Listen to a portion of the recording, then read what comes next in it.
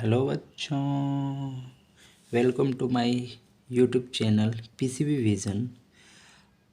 इसमें मैं ये जो लेक्चर शुरू कर रहा हूँ, 10th के एग्ज़ाम बहुत नज़दीक हैं, इसलिए मैं आप लोगों को क्रैश कोर्स करवा रहा हूँ 10th का। आप अच्छे से ध्यान दे के पढ़िएगा। तो इसमें पहला चैप्टर बता रहा हूँ, केमिकल रिएक्शन और इक्वेशन, जो केमिस्ट्री का पहला चैप्टर है। अब इसमें सबसे पहले हम जानेंगे व्हाट इज़ केमिकल रिएक्शन। देखो बच्चों, केमिकल रिएक्शन के बारे में बता रहा हूँ। तो केमिकल रिएक्शन वो चीज़ होता है, आपस में दो सब्सटेंस रिएक्ट करते हैं और एक अलग प्रोडक्ट बनाए और उसका प्रॉपर्टी वो दोनों से अलग हो। जैसे देखो, मैंने एग्जांपल लिया है, क्या लिया है? हाइड्रोजन एग्जांपल लिया है। Hydrogen H2 plus oxygen O2, और वो रिएक्ट करके क्या बना रहे हैं? वाटर। तो इसके प्रॉपर्टी दोनों प्रॉपर्टी अलग है। और फिर यहाँ जब ये वाटर रिएक्ट करके बना तो इसके प्रॉपर्टी बिल्कुल ये दोनों से अलग है। तो यही चीज़ बता रहा है केमिकल रिएक्शन। अब अगर इसकी डिफिनेशन की बात करें तो वही चीज़ लिखा है जो मैंने आपको बताया। इसमें ये चीज़ बता रहा है कि chemical reaction are the process in which new substances with new properties are formed. मतलब न्यू सब्सटेंस बनेगा और उसके गुण जो होंगे, प्रॉपर्टी जो होंगे, वो बिल्कुल अलग होंगे। तो इसी को हम लोग क्या बोलते हैं? केमिकल रिएक्शन बोलते हैं। अब दूसरा टॉपिक आ रहा है केमिकल इक्वेशन। तो केमिकल इक्वेशन ये चीज़ बताता है, ये रिप्रेजेंट करता है कोई भी, जैसे केमिकल रिएक्शन हुआ, मान लो यहाँ हाइड्रोजन थे, केमिकल रिएक्शन हो रहा है तो ये चीज़ हाइड्रोजन थे, तो ये सॉलिड है, लिक्विड है, गैस है, ये वेपर है। इसी चीज़ को हम जो रिप्रेजेंट करते हैं उसी को हम लोग क्या बोलते हैं? केमिकल इक्वेशन बोलते हैं। अब देखो, केमिकल इक्वेशन के बारे में यहाँ बता रहा है, the method of representing a chemical reaction with the help of symbol. मतलब सिंबल के रूप में हम उसको यूज करें, and formula of substance involve in chemical reaction is known as chemical equation. ये चीज़ आपको पता चल गई कि केमिकल इक्वेशन क्या है, केमिकल रिएक्शन क्या है। अब तीसरा चीज़ जो आता है, कैरेक्टरिस्टिक्स ऑफ केमिकल रिएक्शन। जो क्या क्या कैरेक्टरिस्टिक्स केमिकल रिएक्शन के होते हैं वो चीज़ बता रहा है। तो इसमें 5 कैरेक्टरिस्टिक्स हैं। पहला कैरेक्टरिस्टिक्स है एवोल्यूशन ऑफ गैस, मतलब गैस का एवोल्यूशन, गैस का रिलीज होना। तो इसमें हम रिएक्शन करते हैं, Zn है प्लस H2SO4 है, Zn है H2SO4। जब इसको रिएक्ट करवाएं तो ZnSO4 जिंक सल्फेट बना, और यहाँ क्या है? हाइड्रोजन गैस मेरा रिलीज हुआ। तो इसमें क्या है? एवोल्यूशन ऑफ गैस हुआ और हाइड्रोजन गैस रिलीज हो रहा है, मतलब ये रिएक्शन है। दूसरा क्या है कि फॉर्मेशन ऑफ PPT, मतलब प्रिसिपिटेट। दूसरा प्रिसिपिटेट बनेगा, तो हम लिए KI, पोटासियम आयोडाइड, और उसको PbNO3 लीड नाइट्रेट के साथ रिएक्शन करवाएं। अब वो क्या बना कि KNO3 बना, पोटासियम नाइट्रेट बना, और PbI2 लीड आयोडाइड बना। और ये क्या? येलो कलर का PPT दिया मेरे को, येलो कलर का प्रिसिपिटेट दिया। तो ये चीज़ हो गया कि प्रिसिपिटेट चेंज प्रिसिपिटेट में हो रहा है, फॉर्मेशन प्रिसिपिटेट का कर रहा है, गैस का एवोल्यूशन कर रहा है पहले में, दूसरे में प्रिसिपिटेट का फॉर्मेशन कर रहा है, तीसरे में क्या होगा कि कलर चेंज होगा। अब मान लो आयरन हम लिए और उसको क्या CuSO4 के साथ रिएक्शन करवा दिए। अब CuSO4 के साथ रिएक्शन करवाएं तो क्या हुआ? FeSO4 बना, आयरन सल्फेट बना, और Cu क्या हुआ? अलग चले गए। तो जो FeSO4 बना वो क्या हुआ? ग्रीन कलर का हुआ। यहाँ कुछ और कलर होंगे मान लो, तो यहाँ जब रिएक्शन करवाएं तो क्या बना? ग्रीन कलर का बना। तो क्या है कि कलर जो हो रहे हैं वो चेंज हो रहे हैं। तो तीसरा पॉइंट भी समझ में आ गया। अब चौथा है कि चेंज इन टेम्परेचर। तो अब हम लिए क्या लिए? कैल्शियम ऑक्साइड को लिए और उसको वाटर के साथ रिएक्शन करवाएं। उसके बाद ये क्या बना? कैल्शियम हाइड्रोक्साइड बना, COH2, COH का होल ट्वाइस। अब उसके बाद ये बना कि टेम्परेचर कुछ भी लिए, और ये क्या है? यहाँ मान लो कुछ टेम्परेचर होगा और यहाँ टेम्परेचर चेंज हुआ, तो इसमें क्या है कि टेम्परेचर का चेंजिंग हो रहा है। अब उसके बाद पांचवा जो है वो चेंज इन क्या है? स्टेट है। मान लो HCl हाइड्रोजन क्लोराइड लिए और फिर क्या लिए? अमोनिया को लिए। उसको जब रिएक्शन करवाएं तो क्या बना? NH4Cl बना। तो यहाँ देखो, जो हाइड्रोजन क्लोराइड है वो गैस में है, अमोनिया दोनों गैस में है। जब रिएक्शन किया तो अमोनियम क्लोराइड क्या हो गया, सॉलिड में हो गया, क्रिस्टल के रूप में हो गया। तो सारे चीज़ ये पांचों आपको समझ में आ गए। अब अगर हम डेली लाइफ में करेक्टरिस्टिक्स ऑफ केमिकल रिएक्शन पढ़ते हैं तो डाइजेशन ऑफ फूड, मान लो भोजन हमारे शरीर में पचता है, वो भी क्या है, एक केमिकल रिएक्शन है। मान लो रिस्पायरेशन, हम लोग सांस लेते हैं, वो भी क्या है, एक केमिकल रिएक्शन है। तो अब मान लो रस्टिंग ऑफ आयरन, लोहे में जंग लग गया, वो भी क्या है, डेली लाइफ में चीज़ होते हैं, लेकिन वो भी क्या है, एक केमिकल रिएक्शन है। तो ये सारी चीज़ डेली लाइफ में है। ये सारे आपको मैंने एग्जाम्पल बताए हैं पाँचों, ठीक है, क्या क्या होते हैं। अब उसके बाद अगला जो टॉपिक आ रहा है वो क्या आ रहा है, unbalanced and balanced chemical equation. अब सबसे पहले हम पढ़ेंगे बैलेंस्ड केमिकल इक्वेशन। तो बैलेंस्ड केमिकल इक्वेशन में हम जिंक लिए और उसको रिएक्शन करवाएं क्या, हाइड्रोजन सल्फेट से। उसके बाद ये जो रिएक्शन होके बना वो जिंक सल्फेट बना और plus water, hydrogen gas release हो रहा है। इसमें देखो क्या है कि रिएक्शन बैलेंस है, जिंक इधर एक है, यहाँ पे जिंक एक है, हाइड्रोजन इधर दो है, यहाँ पे हाइड्रोजन दो है, सल्फर एक है, सल्फर भी यहाँ एक है, ऑक्सीजन चार है, ऑक्सीजन चार है। मतलब ये जो रिएक्शन है वो क्या है, बैलेंस्ड है।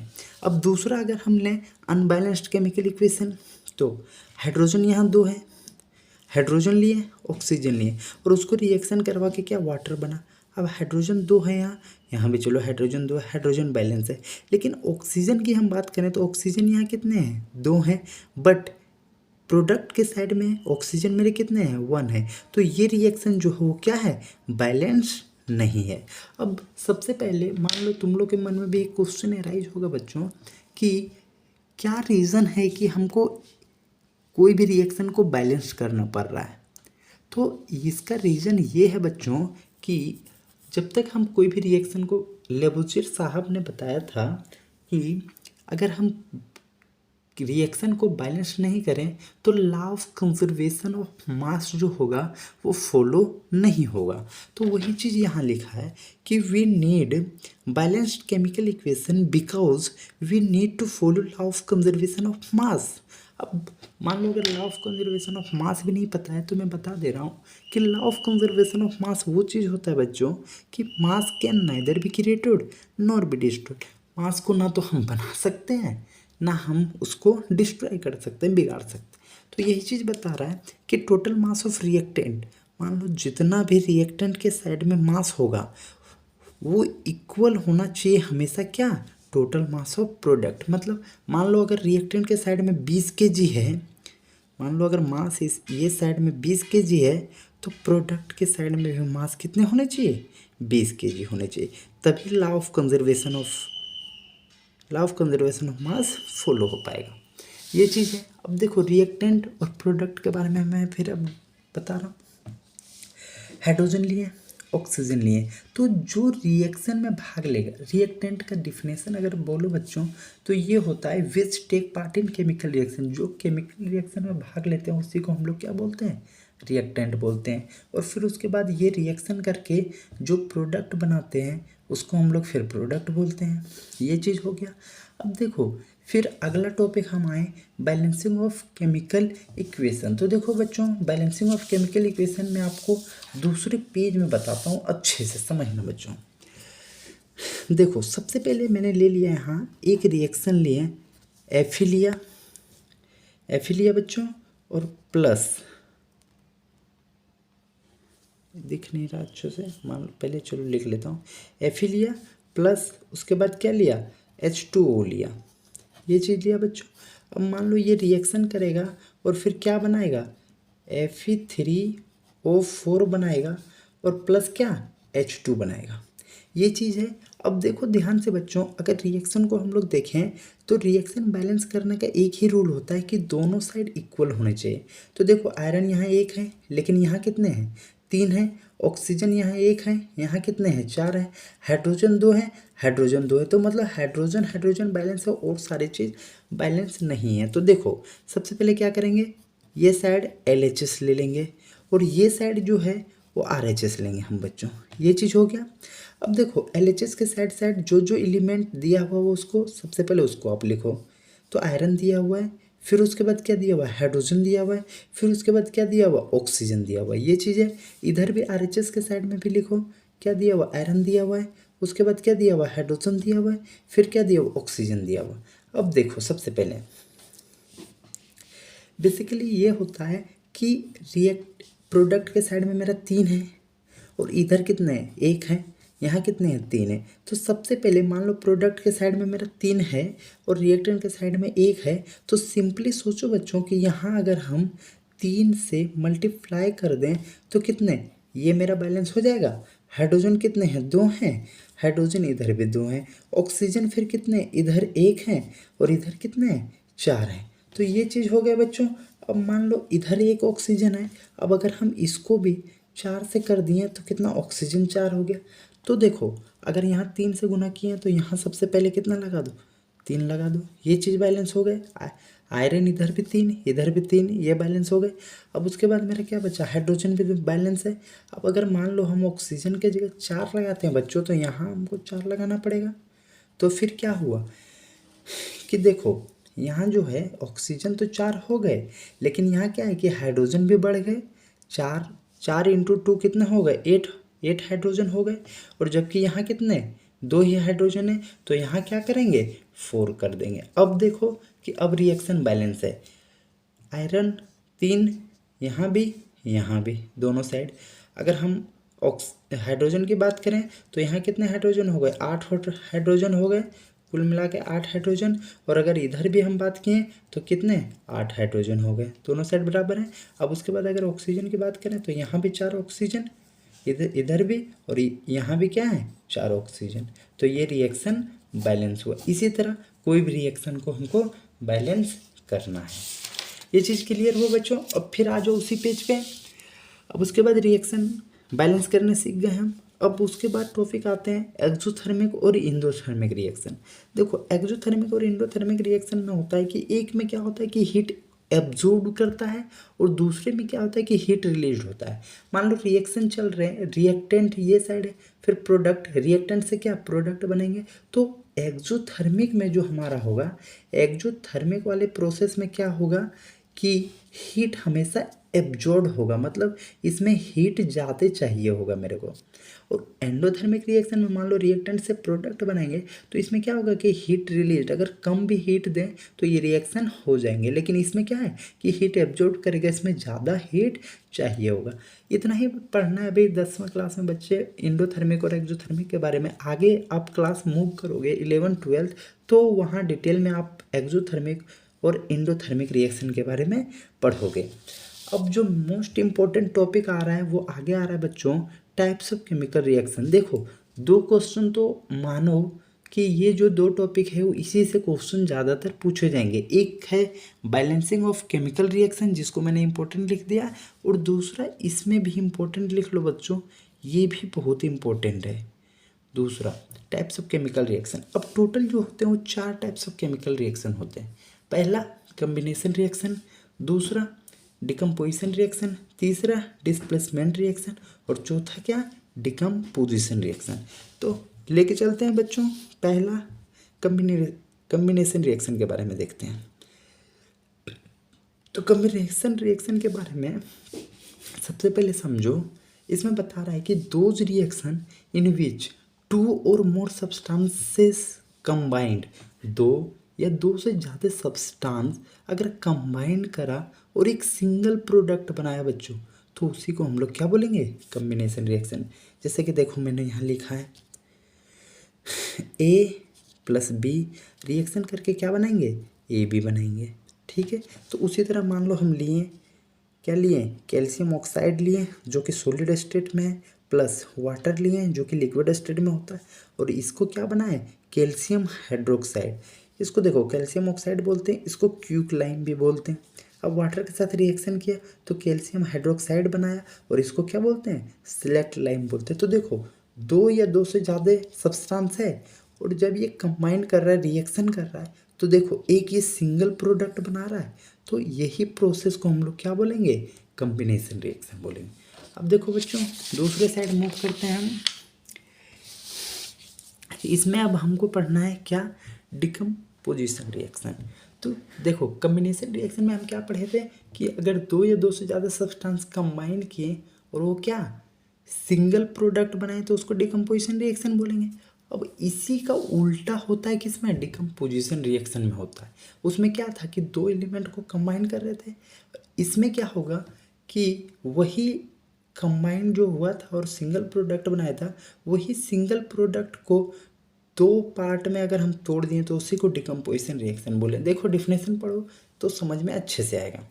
इसमें बोल रहा है कि those reaction in which a compound breaks और डिकम्पोजेस, ब्रेक्स मतलब टूटना होता है, डिकम्पोजेस मतलब भी टूटना होता है, इनटू क्या टू और मोर सिंपलर सब्सटेंस, मतलब एक प्रोडक्ट है और वो टूट कितना रहा है, दो या दो से ज़्यादा सिंपलर सब्सटेंस में टूट रहा है, तो उसी को हम लोग क्या बोलेंगे, डिकम्पोजिशन रिएक्शन बोलेंगे। अब देखो अगर एग्जांपल हम लें डिकम्पोजिशन रिएक्शन का तो क्या है, कैल्शियम कार्बोनेट है, कैल्शियम कार्बोनेट लिए सॉलिड स्टेट में कैल्शियम कार्बोनेट को हम लोग क्या लाइमस्टोन भी बोलते हैं। अब अगर इसको हम डिकम्पोजिशन रिएक्शन के अनुसार देखें तो ये टूटेगा किस में, ब्रेक किस में होगा, कैल्शियम ऑक्साइड में होगा और प्लस क्या कार्बन डाइऑक्साइड निकलेगा। तो देखो क्या लिखा है, कैल्शियम ऑक्साइड टूट रहे हैं, दो या दो से ज़्यादा पार्ट में टूट रहे हैं। तो देखो उसमें क्या था कि दो या दो से ज़्यादा पार्ट कंबाइन हो रहे थे और एक सिंगल प्रोडक्ट बना रहे थे, लेकिन इसमें क्या है कि एक सिंगल प्रोडक्ट दो या दो से ज़्यादा सब्सटेंसेस में टूट रहा है। तो आगे मैं लिख दिया हूँ पॉइंट कि decomposition reaction are opposite of combination reaction, मतलब ये आपस में दूसरे में क्या है, इंटर कन्वर्जिबल है मतलब। अब उसके बाद देखो types of decomposition reaction, three types के डिकम्पोजिशन रिएक्शन होते हैं। पहला थर्मल डिकम्पोजिशन, दूसरा इलेक्ट्रोलाइटिक डिकम्पोजिशन और तीसरा फोटोलाइटिक डिकम्पोजिशन। देखो बच्चों एनसीईआरटी में दिया नहीं है लेकिन मैं थोड़ा सा बता देता हूँ, आप लोग समझ लो। ये चीज़ होते हैं, मान लो अगर सपोज पूछ दिया एग्ज़ाम में तो ये चीज़ याद कर लो, उतना मैं कुछ लिखाया नहीं हूँ वास्ट, थोड़ा सा समझो। अब देखो तीन टाइप्स के होते हैं। पहला क्या है, थर्मल डिकम्पोजिशन। तो देखो ये चीज़ याद रखो कि थर्मल का मतलब होता है हीट। तो क्या है कि when decomposition is carried out by heating, heating जब होगा तो इसी प्रोसेस को हम लोग क्या बोलेंगे, थर्मल डिकम्पोजिशन। दूसरा इलेक्ट्रोलाइट बोल रहा है, तो इलेक्ट्रोलाइट में क्या होगा कि इलेक्ट्रिसिटी पास करवाना होगा। तो देखो when decomposition is carried out by passing electricity, current pass करवाएं तब होगा तो इलेक्ट्रोलाइटिक बोलेंगे, अगर हीट पास करवाएं तब होगा तो उसको क्या बोलेंगे, थर्मल बोलेंगे। और अगर सनलाइट के प्रेजेंस में हुआ तो उसको क्या बोलेंगे, फोटोलाइटिक बोलेंगे। तो इसका भी फोटोलाइटिक डिकम्पोजिशन का क्या होगा, when decomposition is carried out in A presence of sunlight, तो उसको हम लोग क्या बोलेंगे, फोटोलाइटिक बोलेंगे। अब ये चीज़ हो गए दो रिएक्शन। अब उसके बाद अगर हम तीसरा आते हैं तो क्या है, डिस्प्लेसमेंट रिएक्शन। तो डिस्प्लेसमेंट रिएक्शन में देखो the chemical reaction in which more reactive element displace less reactive element, और क्या करेगा, ये साल्ट का फॉर्मेशन करेगा, तो इसी को हम लोग क्या बोलेंगे, डिस्प्लेसमेंट रिएक्शन। अब देखो डिस्प्लेसमेंट रिएक्शन में क्या कर रहा है कि एक एलिमेंट दूसरे को क्या कर दे रहा है, डिस्प्लेस कर दे रहा है, मतलब वहाँ से हटा दे रहा है। और क्या, मान लो अभी भी देखो अगर ये हर जगह होता है कि जो ज़्यादा पावरफुल होता है वो कम पावरफुल को क्या करते हैं, हमेशा दबाते हैं। ये चीज़ देखो कि नहीं बच्चों आप लोग, अगर डेली लाइफ में भी देखोगे कि तो जो ज़्यादा ताकतवर होता है वो क्या करता है कि कम ताकतवर को दबा देता है या तो फिर वो पद से हटा देता है। तो इसमें भी डिस्प्लेसमेंट रिएक्शन में भी वही होता है कि जो ज़्यादा रिएक्टिव एलिमेंट होते हैं वो कम रिएक्टिव एलिमेंट को क्या करते हैं, डिस्प्लेस कर देते हैं, हटा देते हैं और वो अपना स्थान वहाँ ले लेते हैं। तो वही चीज़ बोल रहा है। अब देखो आयरन है और CuSO4 के साथ रिएक्शन इसका करवाएं तो क्या बना, FeSO4, आयरन सल्फेट बना। और ये क्या है, CuSO4, मतलब ये कम रिएक्टिव है। Cu जो है वो कम रिएक्टिव है Cu। तो ये क्या किया कि Cu वहाँ से हट गया और आयरन जो था वो ज़्यादा रिएक्टिव था तो आयरन Cu का प्लेस ले लिया। देखो यहाँ Cu है लेकिन यहाँ क्या है कि आयरन आ गया। तो यही चीज़ बताया कि डिस्प्लेसमेंट रिएक्शन। अब देखो आगे जो टॉपिक आता है रिएक्टिविटी सीरीज, वो रिएक्टिविटी सीरीज और एक टॉपिक इसमें और आएगा कि डेली लाइफ इन ऑक्सीडेशन। जो ऑक्सीडेशन प्रोसेस का होता है डेली लाइफ में उसको यूज करते हैं, उसमें दो चीज़ पढ़ना है आगे बच्चों, कोरिजन और रेंसिडिटी। वो मैं आप लोग को जो ये रिएक्टिविटी सीरीज का ट्रिक भी बताऊंगा वो अगले लेक्चर में बताऊंगा बच्चों। और ये जो 2 टॉपिक छूटा है आपके रेंसिडिटी और कोरिजन वो भी अगले टॉपिक में पढ़ाऊंगा। इसलिए ये मत सोचना कि नहीं पढ़ाया सर ने, सब चीज़ पढ़ाऊंगा। अब चौथा आ जाओ बच्चों, डबल डिस्प्लेसमेंट रिएक्शन। क्योंकि पहला पढ़ा दिया कम्बिनेशन रिएक्शन, दूसरा पढ़ा दिया डिकम्पोजिशन रिएक्शन, तीसरा पढ़ा दिया डिस्प्लेसमेंट रिएक्शन, चौथा अब आ जाओ डबल डिस्प्लेसमेंट रिएक्शन। तो डबल डिस्प्लेसमेंट रिएक्शन में क्या होता है कि म्यूचुअल एक्सचेंज होता है। मान लो कि 2 दोस्त हैं और वह आपस में क्या किए कि एक्सचेंज कर लिए, वो आपस में दोस्त भी बदल लिए। तो ये चीज़ होता है कि म्यूचुअल एक्सचेंज कर लेता है। मान लो अगर 2 बच्चे हैं, मान लो लंच में ले गए वो एक चावल ले गए और दूसरा दाल ले गए, मान लो और कुछ नहीं ले गए, तो वो क्या करेंगे आपस में, मान लो एक चावल लेके आया और दूसरा क्या दाल लेके आया, तो क्या करेंगे आपस में दोनों मिल जाएंगे, बोलेंगे चावल और दाल को दोनों को मिला लो और दोनों लोग खा लो। तो यही चीज़ होता है डबल डिस्प्लेसमेंट रिएक्शन। क्या बता रहा है कि ये reaction in which new compound और फॉर्म्ड, न्यू कंपाउंड बनते हैं बाय क्या, mutual exchange of ion between 2 compound. 2 compound के बीच में क्या होता है, म्यूचुअल एक्सचेंज होता है। अब एग्जाम्पल से समझो, क्या लिए Na2SO4 मतलब सोडियम सल्फेट, और क्या लिए बेरियम क्लोराइड। अब इसको अगर हम रिएक्शन करवाएं तो क्या बनेगा, BaSO4 बेरियम सल्फेट, देखो एक्सचेंज किया, और फिर क्या NaCl, Na की जगह बेरियम आ गया, बेरियम की जगह Na आ गया। तो यही क्या कर रहा है कि म्यूचुअल एक्सचेंज कर रहा है। अब ये चीज़ क्लियर हो गया, चारों समझा दिया टाइप्स ऑफ केमिकल रिएक्शन। अब उसके बाद टॉपिक आता है बच्चों ऑक्सीडेशन और रिडक्शन। तो पहला चीज़ पढ़ेंगे हम ऑक्सीडेशन। तो ऑक्सीडेशन में देखो सिंपली याद रखो कि ऑक्सीडेशन में जो होता है ना वो एडिशन ऑफ ऑक्सीजन होता है। ऑक्सीजन अगर जुड़ता गया तो उसको हम ऑक्सीडेशन बोलेंगे, और अगर हाइड्रोजन घटता गया, रिमूवल ऑफ हाइड्रोजन रिएक्टेंट से, तो उसको भी बोलेंगे। अब उसी तरह रिडक्शन है तो the addition of hydrogen of reactant, या तो फिर क्या हाइड्रोजन का जुड़ना, या तो फिर क्या हाइड्रोजन का हटना, रिमूवल ऑफ ऑक्सीजन, ऑक्सीजन का हटना। तो इसी को हम लोग क्या ऑक्सीडेशन और रिडक्शन बोलेंगे। अब देखो एक चीज़ समझो बच्चों कि अगर ऑक्सीडेशन और रिडक्शन दोनों एक ही रिएक्शन में हो तो उसी को हम लोग क्या बोलते हैं, रिडॉक्स रिएक्शन बोलते हैं। पढ़े होंगे रिडॉक्स रिएक्शन आप लोग। तो देखो इसमें क्या है, CuO लिए और प्लस क्या H2 लिए। अब अगर हीट इस पे दिए तो क्या Cu बना और वाटर बना, कॉपर और वाटर बना। अब देखो अब इसमें हम देखेंगे कि ऑक्सीडेशन और रिडक्शन। अब देखो Cu के पास यहाँ ऑक्सीजन था, लेकिन जब ये रिएक्शन किया तो Cu अकेला हो गया। तो इसमें क्या है कि ऑक्सीजन हट रहा है, तो ऑक्सीजन हट रहा है तो रिडक्शन होगा। और इसमें क्या है कि वाटर, यहाँ इसके पास ऑक्सीजन नहीं था, लेकिन जब रिएक्शन करके इधर आया तो क्या हुआ कि ऑक्सीजन जुड़ गया, तो एडिशन ऑफ ऑक्सीजन। तो अगर ऑक्सीजन ऐड हो रहा है तो उसको ऑक्सीडेशन, और ऑक्सीजन हट रहा है तो उसको रिडक्शन। तो ये चीज़ लिख दिया है मैंने कि oxidation and reduction takes place together is called redox reaction. तो ये था आज का लेक्चर बच्चों। अब 2 टॉपिक छूटा है वो मैं याद दिला रहा हूँ आपको। एक रिएक्टिविटी सीरीज का आप लोग को ट्रिक बताऊंगा रिएक्टिविटी सीरीज का, और दूसरा आप लोग को बताऊंगा कि डेली लाइफ में ऑक्सीडेशन के क्या क्या होते हैं यूजेज। उसमें एक चीज़ आता है रेंसिडिटी और दूसरा आता है कोरिजन। इसके बारे में पढ़ाऊँगा बच्चों। तो आप अगले लेक्चर का इंतज़ार करो बच्चों, उसमें मैं आप लोग को क्वेश्चन भी करवाऊँगा और ये 2 टॉपिक पढ़ाऊँगा भी। सारे NCERT से पढ़ाऊँगा बच्चों, ताकि जो भी एग्ज़ाम में आए वो आप लोग क्लियर कर पाओ। थैंक्स बच्चों। तो please like share and subscribe करना ना भूलें बच्चों, और जो भी दिक्कत हो वो कमेंट सेक्शन में आप लिखें, ताकि मैं आप लोग को और अच्छे से पढ़ा सकूं बच्चों। Thanks, bye, good luck.